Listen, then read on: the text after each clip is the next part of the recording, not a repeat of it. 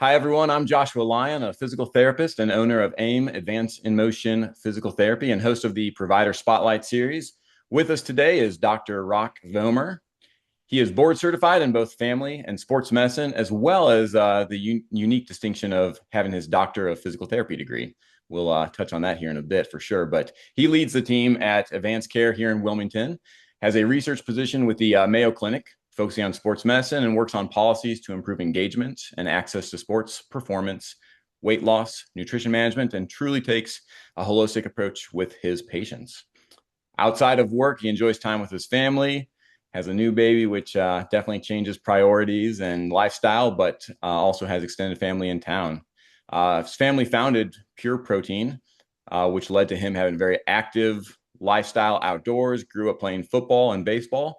So he has a special affinity for working with youth and collegiate sports teams. I know you're going to learn a ton from him, and I'm thrilled to have you on the show. Thanks for joining me, Dr. Vomer. Thanks, Josh. I totally appreciate it. I'm really looking forward to talking with you today. Yeah, likewise. Yeah, definitely want to hear your story. You've got a very unique one with obviously growing up active, going into healthcare, physical therapy, and now your current profession. So tell us a little bit about what got you into healthcare Uh, and so that evolution. so evolution is probably a really good word for the journey. Originally, it started with exposure to my uncle's company. I grew up watching him build Pure Protein and being around athletes and professional athletes and nutritionists. And got a really heavy root in being active, exercising, and applying science to help improve performance. And for my athletic career, it was really helpful. But also for figuring out as a young person where you want to go from a professional development. It originally led me to physical therapy because they said, hey, like I can get a doctoral degree, understand rehab, performance, recovery, and help folks on the spectrum from when they're hurt to returning back to the things they need to do and want to do. So that's what led me to PT. Originally, I did my PT training in Pittsburgh at Duquesne University. It's right in the heart of Pittsburgh. It was an accelerated doctorate. And through that course of time at Duquesne, it's kind of a couple things happened. The first was my exposure to human subject research, particularly regarding the shoulder. Being somebody who played football and baseball, throwing athletes are always of interest. And for me, it made me love the shoulder and human biomechanics. And the second thing, during that experience at Duquesne, my professional career decided to take a curveball. So about halfway through my program for the doctoral physical therapy program, my grandfather was diagnosed with progressive supranuclear palsy, Mm. which hyper rare neurodegenerative disorder. And our family, we spent a lot of time hunting for a cure. And for that, unfortunately, like some conditions, there isn't a cure. And it took us all over the country to major medical centers to find help. Really difficult period of time. And when you're getting told, Mm. no, there's no cure, you kind of lose a little bit of hope and kind of lose some faith in like the healthcare infrastructure. But I was fortunate to be able to see Mayo Clinic as a patient and a family member for my grandfather, and it kind of restored that hope and faith in like the medical infrastructure of what things can be. Not so much because there wasn't a good answer; it's because of the way that people treated us and related to us as people. And after that experience, it altered my professional trajectory. Um, to say, I think a 180 is probably, I was going down one path and I decided to go do another. I said after that, I wanted to become a physician. So I went down to med school after my PT program, graduation. And I went to medical school at Virginia Tech. It's actually where I met my wife, Emma. And we did our training there. We're both DOs. So we do, the joint manipulation and the holistic patient approach, which really built well on the biopsychosocial model that the physical therapists use as a foundational way to approach patient care, which completely made sense in my brain. So it's like I saw this three different situations of this is how you approach people as a whole person and work with them to get them healthy by using the natural approach first, interventional things second, not the other way around. So it clicked really well. Then we went out to Norfolk at Eastern Virginia Medical School. That's where we did our family residency and our quality improvement fellowship. And then for me, I did my sports training at Duke. And during my fellowship, the opportunity presented itself for us to return home, or to Emma's home, where her family's originally from, Yeah. to open our own practice. And I did that as soon as I walked out of the door of fellowship. I just opened up my own shop, which is fun. That's incredible. That's Yeah, incredible. I love that journey, especially going from like the athlete. I'm sure you suffered injuries like any athlete has at some point in right. their career. Going the PT route, which I can't remember if we talked about this or not, but I went to Pitt for PT school, so I have a strong affinity for the Okay, city as a whole. Duquesne was just down, the road right. from us here. Um, but yeah, so love Pittsburgh, and then like you said, you got now the whole picture of like you see patients, diagnose them, and now you've got this holistic view of being able to um, help them rehab, prescribe them what they need, whatever it may be. That's a pretty awesome background you have. So, tell us a little bit about your practice then, because I know that's what Obviously, you've got the rehab background, which is kind of unique to you. So you have that to pull from, but obviously primary care, sports fellowship, like um, what's talk about your patients, who's going to be coming to you, what can you offer them, that kind of stuff. 100%. So when we built the clinic, we designed it off of a Division One athletic department. We watched our student athletes when I was at Duke and when Emma was at USC. That's where she did her fellowship. We said, what do the student athletes have that keep them healthy so they can train and perform at the highest level possible? And it really boils down to a clinically integrated team, right? So we have physicians, we have PAs, we have NPs, we have nutritionists, we have behavioralists, and on site we have X-ray, ultrasound labs, your DME, every single thing you would need to take Awesome. care of. 95% of the entire patient experience, it's a one-stop shop. We saw that there, we translated it to the clinic. And what we aim to do with our patients is complete whole person care from the clinic. Obviously, we look at things through an active lifestyle to help folks improve their mobility, reduce their pain, and increase their quality of life so they can do the things they need to do and the things they want to do. And we use our unique team structure to do that, which is different than everyone else in the region. Here, we're actually the only clinically integrated unit for sports medicine in the entire southeastern region of the state. Oh, wow. Yeah. So that's kind of what our team does in terms of the patients that we work with. We work with folks from 2 to 102 um, across the board. Really, the ideal patient for us is someone who wants to focus and partner with their physician to build evidence-based plans that are practical to help them get to their highest level of health.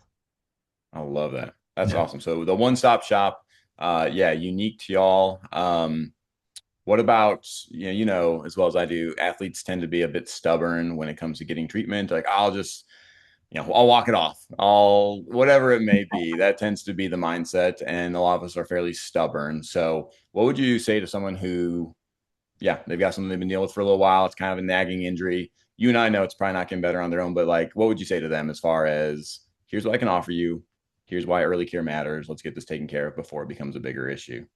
Yeah, I think that's it's reflective of all the like we work with a lot of the high schools, some of the university teams, Port City FC, the Sharks, without limits. They're the teams we're responsible for taking care of. You're Okay. right. Across the athlete spectrum, guys or girls, doesn't matter what the age is, the push through it mentality, it's Yeah. always there. Sometimes it's reasonable, other times it's not. When I think through of this, particularly as a physician and a physical therapist, my lens is how do I get you back to 100%? Because somebody playing at 50 or 60% of their best ability because they're limited by like a naggy hamstring, they're great examples of, oh, I'll just recover, I'll be fine. And then you lose power, you lose speed, and then you go from a strain to a tear. I think when I look at it, you're better off getting earlier treatment and intervention quicker than Mhm. waiting because that tear will set you back a season versus a couple of weeks. And when you look at it through that lens, losing a season or a year is much more impactful on a competitive cycle, whether you're getting compensated or not, or if you're going after a scholarship or not. And that's kind of how I look at it. So I always encourage folks, number one, to get treated early, and two, it's based on a good working relationship with somebody who understands the uniqueness of athletes and active people, because that lens of the load from whatever the sport is in terms of mileage or time or weight or whatever you're doing to increase your activity load The person treating you and managing you has to understand that context, because that context matters in plan development and plan deployment to help you get healthier. That's awesome. So, then talk a little bit about that. Someone comes and sees the patient journey. A lot of people have this fear of the unknown. What's the expect? What can I expect? And so, you've got a lot of different disciplines that you can, depending on Mhm. what the need is, direct folks to. So, talk, very broadly on that patient journey. Someone comes to see you. What should they expect for that first visit, and then Yeah. kind of the options beyond that? Yeah, so it's a great place to start. And I wish folks did a better job explaining what patients should experience when you have the privilege of working with someone. Yeah. The way our team approaches care is through a precision medicine lens. So we want the data. Your data, whether it be your laboratories, your vitals, your biometrics, data from your wearables and your nutrition. My team, everybody builds with every patient case a biophysical profile. So we know what's going on externally and internally with your body. Anytime we do treatment adjustment for anything we're managing for you, it's always based on data because it's science. And we can use the science to help you build a strategic plan that fits your work life balance for the available time to make things better, and also resource match for something like your food or your supplements or your sleep. Like, what we will use what you have available to help you get healthier in a practical and sustainable manner. And we do that with every single patient. Wow. Can you elaborate on that a little bit more then? Is that something you're prescribing some of these things? Is it taking what patients already have and just bringing that into the clinical decision making? What? Yeah, I can definitely. That's a really good question. When we think through it from a prescriptive standpoint, so typically the first appointment, I'll get your actual blood work data, so I actually know what's going on. The second appointment, what I typically like to do is a body composition scan, so I know your muscle mass, your fat mass, and also your energy needs. Off of there, the energy needs, which is the calories you need to consume, we actually calculate out your macros, so your protein, your carbohydrates, and your fat. And then off of that, we look at your exercise plan in terms of the mode of exercise, the frequency of exercise, the timing.